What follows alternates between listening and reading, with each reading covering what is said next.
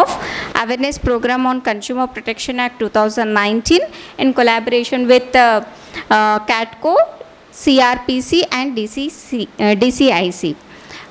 With this brief introduction, now I invite our principal sir to deliver a speech.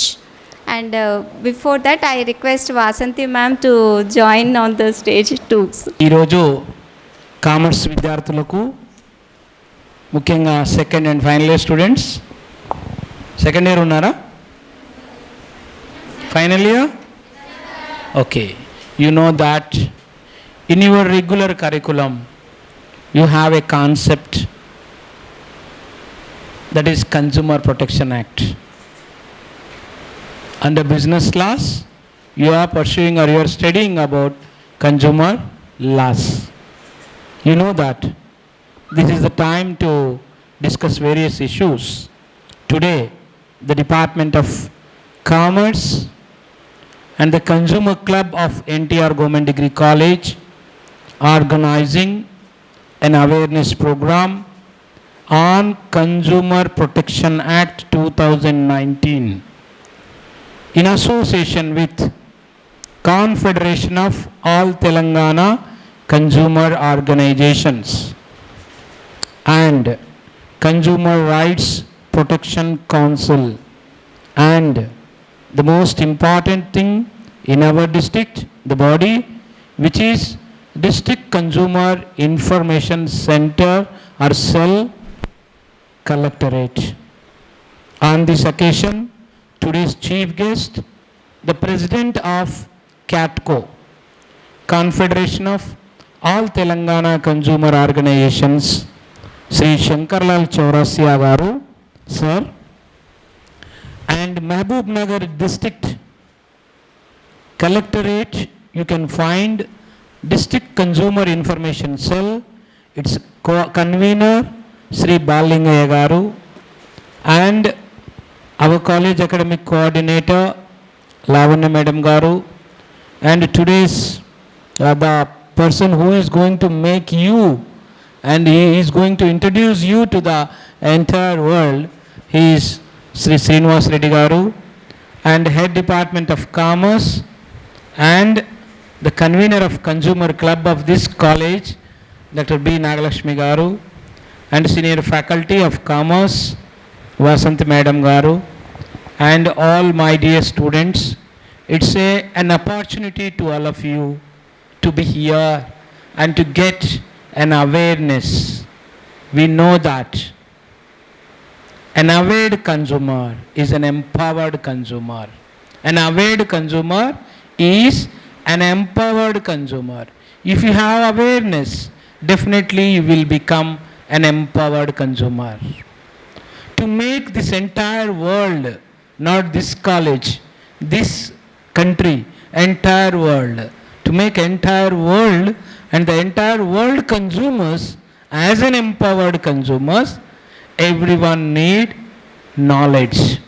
Everyone need awareness about what? About the rules, guidelines, laws, facilities to protect ourselves. ఒక మనిషిగా పుట్టినటువంటి మనకు చాలా అవసరాలు ఉంటాయి. ఈ అవసరాలు తీర్చుకోవాలంటే ఈ ఆర్థిక వ్యవస్థలో ఖచ్చితంగా వస్తు సేవలను కొనుగోలు చేయడం అనేది సర్వసాధారణం. కానీ మారుతున్న పరిస్థితుల్లో వస్తు సేవలను కొనుగోలు చేసే సందర్భంలో అమ్మే వ్యక్తి మనని మోసం చేసే అవకాశాలు చాలా ఉంటాయి, ప్రతి చోట ఎదురుపడతాయి. అట్లాంటి మోసపూరితమైనటువంటి విధానాల నుండి మనము ఎలా రక్షించుకోవాలి అనేది ఆలోచించాలి. అదే అవేర్నెస్.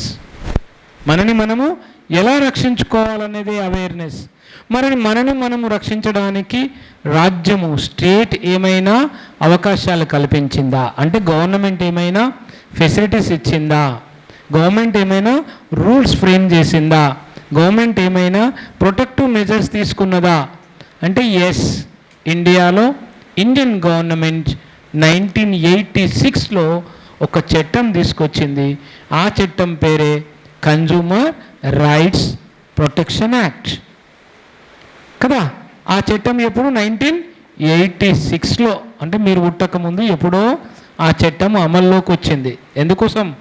ఈ దేశంలో ఉన్నటువంటి వినియోగదారుల యొక్క హక్కులను పరిరక్షించాలనే ఉద్దేశంతో తెచ్చిన చట్టము 1986 చట్టం.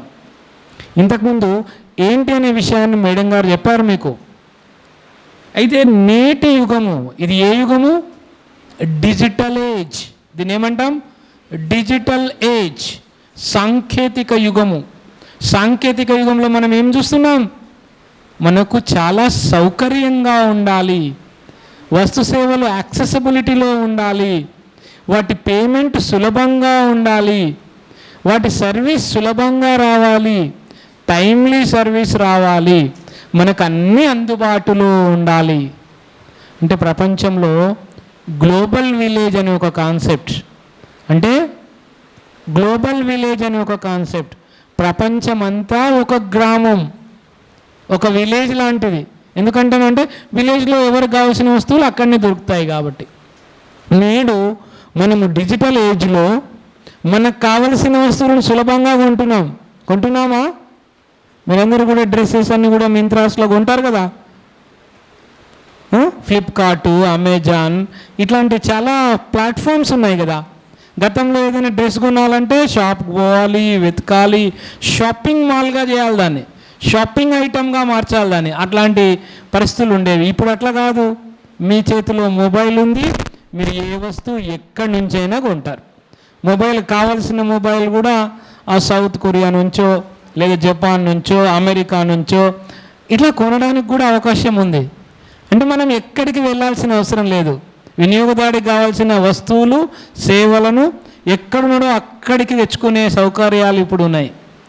అంతేకాకుండా వాళ్ళకి పేమెంట్ చేయడానికి కూడా ఇక్కడ నుంచి పేమెంట్ చేయొచ్చు సులభంగా కదా. మీరు చేస్తుంది అదే కదా, రోజు తీసుకోవట్లేదా మీరు? ఫుడ్ కావాలన్నా ఫుడ్ జొమాటో బుక్ చేస్తే వస్తుంది. ఎక్కడికైనా వెళ్ళాలన్నా సింపుల్గా హైదరాబాద్లో అక్కడెక్కడ చూసినట్లయితే మనం ఉబేర్ అని కానీ చాలా ఉన్నాయి కదా, ఓలా కార్స్, ఇట్లా ఎక్కడ ఏ సౌకర్యం కావాలన్నా మనం అన్ని సులభమైన, దగ్గరగా దొరికేవి, సౌకర్యవంతమైనటువంటి వసతుల కోసం ప్రయత్నం చేస్తున్న ఈ ఆర్థిక వ్యవస్థలో ఎంతైతే సులభము, ఎంతైతే సత్వరము, ఎంతైతే ఈజీ పేమెంట్ జరుగుతున్న ఈ సందర్భంలో అనేక సమస్యలు పొంచి ఉన్నాయి, అనేక ఇబ్బందులు పొంచి ఉన్నాయి. పేమెంట్ చేస్తూ ఉన్నప్పుడు సైబర్ క్రైమ్స్కు లోనవుతున్నాం, హ్యాకింగ్కు లోనవుతున్నాం. అమ్మే వ్యక్తి మనకు అమ్మిన వస్తువు, పార్సల్ పంపినటువంటి వస్తువు మనం కోరుకున్న వస్తువు అయి ఉండకపోవచ్చు. మేడం గారు సారీ ఆర్డర్ చేశారు, వచ్చే వరకు ఓపెన్ చేసి చూస్తే డిఫెక్టివ్ ఉంది, మరి ఏం చేయాలి? నో రిటర్న్ అని ఉంటుందా? మరి ఉన్నప్పుడు ఎట్లాంటి పరిస్థితుల్లో మనం ఎదుర్కోవాలి? ఇట్లాంటి సమస్యలు వస్తున్నాయి. గతంలో 86లో అయితే షాపుకి పోయి కొనుక్కుంటే వస్తువులు ఏమైనా తేడా ఉంటే అప్పుడు ఎట్లా ఫైట్ చేయాలని 86 చెప్పింది. ఇప్పుడు నువ్వు షాపుకే పోవాల్సిన అవసరం లేదు, ఇంటి దగ్గర నుంచే కొంటున్నావు, ఎక్కడి వస్తువు అయినా కొంటున్నావు. దీన్నే ఈ కామర్స్ యుగం అంటున్నాం. మరి ఈ కామర్స్ యుగంలో వినియోగదారుల హక్కులను, ఆసక్తిని పరిరక్షించే ఉద్దేశంతో ఈ డిజిటల్ ఏజ్లో మనకున్నటువంటి హక్కులను పరిరక్షించేందుకు కొత్త చట్టాన్ని భారత ప్రభుత్వము కన్జ్యూమర్ ప్రొటెక్షన్ యాక్ట్ 2019గా ఇంట్రడ్యూస్ చేసింది.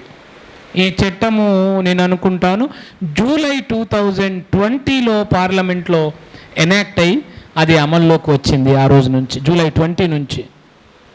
ఇప్పుడు మనం ఏ చట్టంలో ఉన్నాం? ఒక డిజిటల్ చట్టంలో ఉన్నాం. ఈ కామర్స్ వ్యాపార వ్యవస్థలో, ఈ కామర్స్ నడుస్తున్న సందర్భాల్లో వినియోగదారులు తమను తాము ఎట్లా రక్షించుకోవాలని తెలియజేయడానికి, ఆ రక్షణ వసతులను మనకు కల్పించడానికి భారత ప్రభుత్వం తెచ్చిన కొత్త చట్టమే కన్జ్యూమర్ ప్రొటెక్షన్ యాక్ట్ 2019. అంటే సాధారణ వ్యాపారంలో మోసపోతే కాదు, ఆన్లైన్ వ్యాపారంలో మోసపోతే, సాధారణ పేమెంట్ చేసేటప్పుడు మోసపోతే కాదు, ఆన్లైన్ పేమెంట్ చేసేటప్పుడు మోసపోతే, సాధారణ సేవలు పొందడంలో కాదు, ఆన్లైన్ సేవలు పొందడంలో మోసపోతే రక్షణ కల్పించేందుకు గత చట్టంలో వీటి ప్రస్తావన లేదు. కానీ ప్రస్తుతం ఉన్నటువంటి చట్టంలో వీటిపైన ఒక చక్కటి ప్లాట్ఫామ్స్ని ఏర్పాటు చేయడం జరిగింది. భారత ప్రభుత్వము వినియోగదారుల హక్కులు ఆసక్తులను పరిరక్షించడము, సత్వర న్యాయాన్ని చేపట్టడానికి, ఒక ఎఫెక్టివ్ మెకానిజాన్ని ఎస్టాబ్లిష్ చేయడానికి, ఒక సరైనటువంటి అథారిటీని ఎస్టాబ్లిష్ చేయడం అనేది ఈ చట్టము ద్వారా వచ్చింది. కాబట్టి నేను ఎక్కువ టైం తీసుకోదలుచుకోలేదు. ఈ చట్టం గురించి మీకు ఇంకా అవేర్నెస్ క్రియేట్ చేయడానికి కొన్ని దశాబ్దాలుగా వినియోగదారుల హక్కుల పరిరక్షణ కోసం కృషి చేస్తున్న వ్యక్తులు ఉన్నారు ఇక్కడ. కొన్ని దశాబ్దాలుగా ప్రెసిడెంట్ గారు దాదాపు ఒక 30 సంవత్సరాల పైచిల్కే వినియోగదారుల హక్కుల పరిరక్షణ కోసం వారు నిరంతరం ప్రయత్నం చేస్తున్నారు. వారు ఆ మొట్టమొదట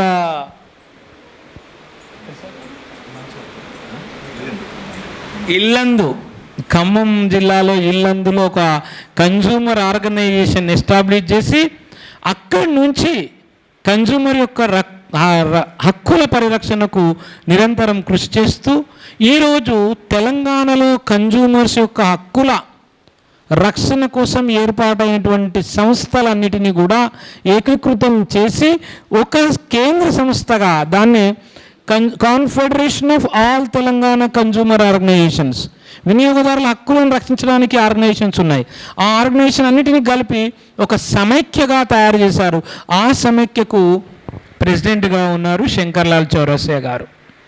వారు రీసెంట్గా నేషనల్ లెవెల్ ఆర్గనైజేషన్స్లో, జాతీయ స్థాయిలో మినిస్ట్రీ ఆఫ్ కన్జ్యూమర్ అఫైర్స్తో అయితేనేంటి, కన్జ్యూమర్ కౌన్సిల్ ఆఫ్ ఇండియాతో కానీ, కన్జ్యూమర్స్ కోఆర్డినేషన్ కౌన్సిల్తో కానీ, కన్జ్యూమర్ రైట్స్ ఆర్గనైజేషన్స్తో కానీ అనుబంధంతో ప్రభుత్వానికి సలహా సహకారాలను అందిస్తూ చట్టంలో తీసుకురావాల్సిన మార్పులు, ప్రభుత్వ విధానంలో రావాల్సిన మార్పులపైన ఎప్పటికప్పుడు జరిగే కాన్ఫరెన్సెస్లో వారు పాల్గొంటూ ఉంటారు.